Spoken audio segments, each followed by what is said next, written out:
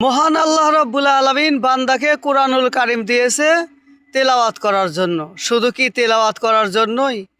আমরা তেলাওয়াত করলে আল্লাহ রাব্বুল আলামিন আমাদেরকে কি দিবেন, এটা যদি আমি আপনি জানতাম তাহলে অবশ্যই প্রতিদিন একবার না একবার হলেও এক পৃষ্ঠা হলেও কোরআনুল কারীম পড়তাম। জিনিসটা জানার চেষ্টা করুন।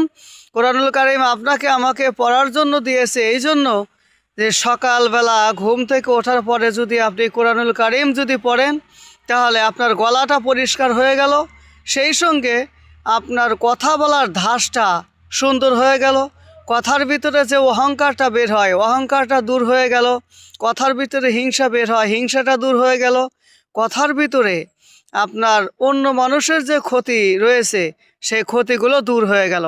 তাহলে কোরআনুল কারীম পড়লে এতগুলো উপকার যদি আমরা পাই তাহলে কোরআন কেন পড়ি না?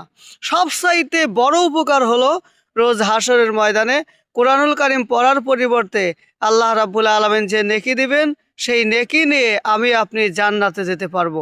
তাহলে কোরআন পড়লে দুনিয়া এবং আখেরাত উভয় অবস্থাতেই আমার আপনার সবার লাভ। তাই আর দেরি না করে প্রতিদিন ফজর নামাজ পর অথবা সারাদিনে যে কোনো সময়ে কোরআনুল কারীম তেলাওয়াত করা প্রতিটা বান্দার জন্য অবশ্য খুবই জরুরি।